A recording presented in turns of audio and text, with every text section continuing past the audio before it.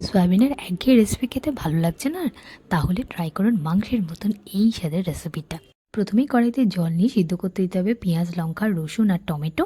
এরপর এটা সিদ্ধ হতে থাকলে অন্যদিকে এবার সয়াবিনের মধ্যে নুন, হলুদ আর একটা ডিম ফাটিয়ে দেওয়া হলো। এখানে আগেই বলে দিই, সয়াবিনটা কিন্তু উষ্ণ গরম জল 10 মিনিট মতন ভিজিয়ে রাখা হয়েছিল। আচ্ছা, এরপরে দিয়ে দেওয়া হচ্ছে কর্নফ্লাওয়ার, দিয়ে ভালো করে মেখে নেওয়া হচ্ছে।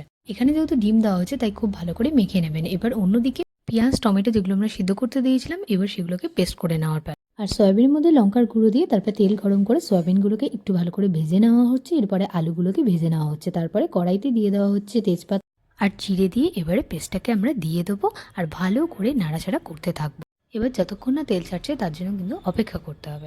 এবার নুন, চিনি আর হলুদ তিনটে জিনিস দিয়ে ভালো করে আবারও মিক্স করে নিতে হবে। সাথে দিয়ে দিতে হবে আদা বাটা। আর তেল ছাড়া হয়ে গেলে তারপরে দিয়ে দিতে হবে সয়াবিন আর আলুগুলো। সয়াবিন আর আলুগুলো দেওয়ার পরে ভালো করে মিক্স করে নিতে হবে। এবার দেখবেন একটু শুকিয়ে গেছে, তাই জন্য উষ্ণ গরম জল একটু দিয়ে দেওয়া হলো। এবার একটু ফুটতে থাকবে আর সেই সময় দিয়ে দিতে হবে ভাজা মশলা, একটু গরম মশলা আর নামানোর আগে ঘি আর ধনেপাতা দিয়ে রেডি করে ফেলবেন এই রেসিপিটা। তো রেসিপিটা ভালো লাগলে অবশ্যই লাইক, শেয়ার, সাবস্ক্রাইব করে পাশে থাকবেন।